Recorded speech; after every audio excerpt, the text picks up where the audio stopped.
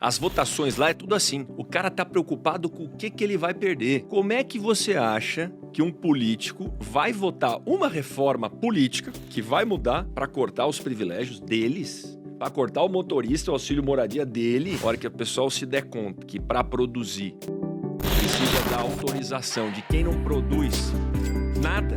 O Thomas Sowell, que é um economista americano aí, já está nos seus 90 anos já, ele tem uma frase muito interessante, onde ele fala que os políticos não querem resolver nossos problemas, porque dentre as prioridades deles, a primeira é ser eleito, a segunda é ser reeleito, e a terceira, seja lá qual for, está muito longe dessas outras duas. Você enxerga isso lá em Brasília, Vinícius? Tramitando ali com... Não precisa ser nominal, né? Eu enxergo, fulano de tal. Não... mas você, assim, na sua percepção, você virou política há muito pouco tempo. Você talvez tivesse uma ideia muito mais próxima da população e hoje você enxerga, olha, não é bem assim como as pessoas pensam. Você vê realmente que os políticos, a maioria, ele está preocupado com a população ou eles estão preocupados, por exemplo, como você falou, como assim privatizar uma estatal e eu vou perder minha indicação política lá? Reduzir imposto, eu vou perder dinheiro de emenda parlamentar? Qual é a sua visão do pessoal que está hoje lá? Vamos lá, tem que separar o joio do trigo, existe o bom político, existe o bom servidor, mas eu tô de saco cheio de político que só pensa na próxima eleição e não pensa no cidadão. As votações lá é tudo assim.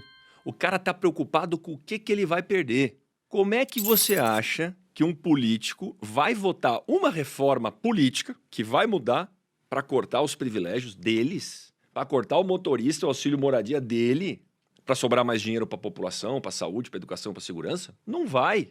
Ele vai votar um negócio para cortar o fundão dele? Não vai. Então, cara, é impressionante. Por isso que a gente tem que levar a luz, tem que levar o ranking, tem que levar mais informações para as pessoas verem, botar a transparência e falar, peraí, bichão, olha o que esse cara tá fazendo, né? A gente chama dos mapas de votações. O Vem Pra Rua faz muito isso também. Mapa de votação da reforma política, mapa de votação do fundão. 1 a 1. Se o cara não tiver que botar digital, o Ale falou um negócio importante. O que eles fazem? Um acordo, a votação vai ser simbólica. Todo mundo escutar a votação simbólica, aí tem rolo.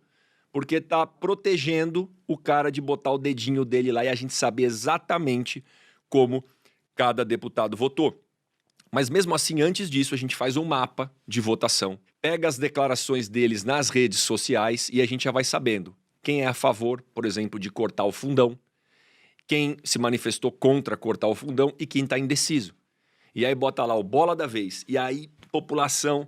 enche a caixa de e-mail do cara, enche o WhatsApp do cara, vai nas redes sociais do cara, começa a cobrar, vai na porta da casa do cara, lá na cidade onde ele mora, vai lá no Congresso, começa a cobrar, porque, infelizmente, Bruno, eles estão pensando neles. Eles estão pensando no bolso deles, na emenda deles, na reeleição deles, dos amigos, em se perpetuar no poder, e não pensar na população.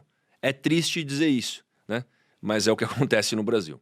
Tem uma visão bem pragmática disso e não é um problema, concordo plenamente que é essa situação, mas não me preocupa tanto, porque eu acredito que nós sempre vamos ter muitos políticos profissionais em Brasília, né? Não vai acabar escapando disso, vai ter alguns idealistas que estão lá por um mandato, quer fazer um trabalho e tal, mas vai ter os caras que esse é o business dele, assim como o padeiro quer crescer a padaria. Político, né? Isso atrai. Né? É poder, é a possibilidade de crescer, o cara é vereador, depois quer ser deputado, depois quer ser senador, sonha com outros cargos. Cargo é poder, cargo é dinheiro, cargo é prestígio, é isso que o cara faz, às vezes a família dele só faz isso. Então, é um business. O business dele é transformar votos em dinheiro e poder. É isso. E ele tá sempre fazendo as contas, todos os políticos do Centrão, tradicionais, que eu converso é isso, ele faz os cálculos dele, e não é que é um cara do mal, não vamos imaginar que os políticos estão lá numa catacumba, tramando pelo sofrimento da população. Não, ele simplesmente faz a conta, o cálculo dele frio. Como é que eu transformo o máximo de votos em dinheiro e poder para eu conseguir subir na minha carreira? Assim como um gerente numa montadora, o cara que está na loja de sorvete. Então, aí voltando às nossas citações, né? Temos muitas citações boas. O Milton Friedman, ele tem uma ótima, que ele fala assim, você colocar o cara legal lá no poder é super bom, é ótimo. Mas isso não é a coisa mais importante. O mais importante é você fazer ser politicamente lucrativo para o cara errado fazer a coisa certa. Mesmo o bandidão do Centrão, o cara mais fisiológico, o cara mais puta velha mesmo que tem, é um monte, ele quer ser reeleito.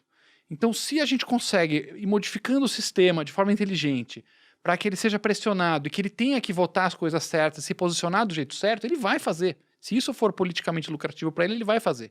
E como a gente faz isso? Esses caras têm seus currais eleitorais, ele precisa de voto. Político sem voto é igual mato sem água, seca e morre. Então nós precisamos que a população comece a acordar e parar com essas coisas. Quem você votou para aquele deputado? Ah, não lembro. Então a culpa é nossa. Já nas frases também, o George Bernard Shaw tinha ótima. Ele falava assim, democracia, o George Bernard Shaw, democracia é um instrumento perfeito que garante a gente ter exatamente os políticos que merecemos. Então, cara, isso que é legal do ranking. Somos 3 milhões, daqui a pouco vão ser 5, depois vão ser 10. E os currais eleitorais todos acompanhando. E não interessa também a galera da Faria Lima aqui de São Paulo ficar mandando mensagem pro cara que tá lá no Alagoas. Quem tem que fazer isso é a população do Alagoas, da base eleitoral do cara. E tá lá no portal da transparência, você sabe de onde vêm os votos. Né? Então o Zé é nessas 5 cidades, o Pedro ganhou nessas cidades. Naquelas cidades, nós estamos direcionando inclusive o canhão do ranking de impulsionamento, divulgação. Quando o cara faz uma besteira, a gente manda na cidade do cara, põe no jornal da cidade, divulga Facebook, filtra por região, e os próprios eleitores começam a gritar no cara, falam, você não vai ser eleito nem para síndico de prédio se continuar com essa palhaçada. E é assim que eu acredito que a gente muda, de baixo para cima. Não adianta esperar vir um santo, um messias salvador aí. A culpa dos nossos maus políticos hoje, não no geral, né? Como a gente já falou, tem cara bom lá. Mas ainda tem muita gente ruim. Isso passa pela culpa dos eleitores de não selecionar direito? Ou é algo mais acima? É o sistema que é ruim e tem muita coisa a ser mudada no sistema? Porque a gente está falando de democracia, tem uma frase do Saramago que é muito interessante. Ele fala que o ruim da democracia é que democraticamente ela permite que se façam coisas bem pouco democráticas. Ou seja, por mais que as pessoas votem bem, quando chega lá, o cara, por algum motivo, ele começa a ver só os próprios interesses e, da maneira que está estruturado o sistema hoje, ele não tem esse ponto de alinhar o interesse do cara a votar melhor para a população, porque isso se traduz em benefício político. Olha, certamente, assim, a raiz de tudo é ovo e a galinha, certo? Então o sistema foi desenhado por políticos. Nós estamos aqui, somos herdeiros da Constituição de 88, que teve os constituintes que vieram de um certo caldo de cultura, foram eleitos por um certo eleitorado. Então, o sistema vem de nós, e nós definimos o sistema. Então, tem esse círculo vicioso nesse caso. Desde a Constituição de 88, o Brasil, fora a Argentina, Venezuela, e alguns poucos países da África, é o país que menos cresceu no mundo. Então, a gente fica, Brasil, país do futuro, país do futuro. Se pegar os últimos 40 anos, somos o país do passado. Nós estamos estagnados, prestes a virar uma nação pobre. Vamos botar a culpa no povo humilde que não está acompanhando? É difícil fazer isso, porque a pessoa está tão preocupada em sobreviver. Eu acho que é uma questão compartilhada. E no fundo, se eu pudesse apontar para um grupo, eu acho que é a elite. A elite brasileira, nós temos uma elite que precisa acordar, precisa se mobilizar, precisa liderar pelo exemplo e tomar as rédeas. E a elite empresarial, a elite de profissionais liberais, a elite que estão nesses grupinhos, começar a tirar o seu chapéu de grupinho de interesse e começar a olhar o que é melhor para o Brasil, o que é melhor para o todo. Eu, por exemplo, eu sou CEO da Multilaser. Tem uma série de coisas que poderia puxar a sardinha e falar, vamos tentar essa brechinha para a indústria eletrônica, vamos tentar agora essa vantagem, essa proteção. Aí eu estaria vestindo o chapéu setorial. A elite brasileira, que é quem tem que liderar esse processo, tem que tirar esses chapéus e começar a pensar o que é bom para o país, que país nós queremos deixar para os nossos filhos e netos. Você quer ganhar um pouquinho a mais no curto prazo ou você quer ter orgulho de ter construído um Brasil para todos? Acho que esse é o principal ponto. Isso cascatear para todos os cidadãos. Ale, até bati palma aqui, mas não queria atrapalhar ele, porque essa é a mais pura verdade. E durante a reforma tributária, nessas discussões, Bruno, aí você vê quem é liberal até a página 2. Por cara liberal, não, porque eu tô preocupado. Mas a hora que ele vê que vai pegar no dele... Não, rapaz, mas peraí. E aí faz aquele lobby todo no Congresso e não pensa no coletivo. Quantas palestras que eu dava lá em 2018, 2017... Não, porque a gente tem que acabar com a burocracia. Começava a falar de blockchain, de tecnologia, inovação. E o cara, não, é isso aí e tal. Por exemplo, os cartórios, né?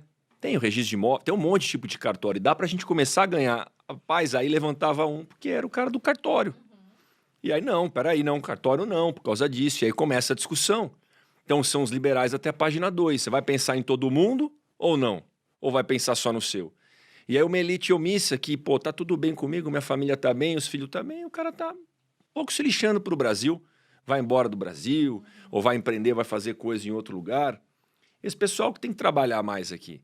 Né? Eu sei que o Bruno às vezes fala da Ayn Rand e tudo, né? Mas a hora que o pessoal se der conta né, que para produzir precisa da autorização de quem não produz nada, aí vai ser tarde demais. Então, eu trabalho lá no Congresso, inclusive, e aí a gente tem que começar a falar de geração de emprego, para desburocratizar, para tirar o governo do cangote do empreendedor. 90% das vagas de emprego geradas no Brasil vem do pequeno e do médio, né? Esses caras precisam de mais liberdade para empreender, para gerar emprego, menos alvará para negócio de baixo risco, menos multa financeira, a hora que o cara é tanta regra, tanta coisa. Então, a elite omissa, né, que eu acho que também concordo, Alê, são os principais responsáveis. O cara que só pensa no seu, né, não mexe no meu. Eu sou liberal, mas não mexe no meu interesse. A gente tem que combater isso, expor, dar transparência e cobrar, para que seja um pensamento mais coletivo no país.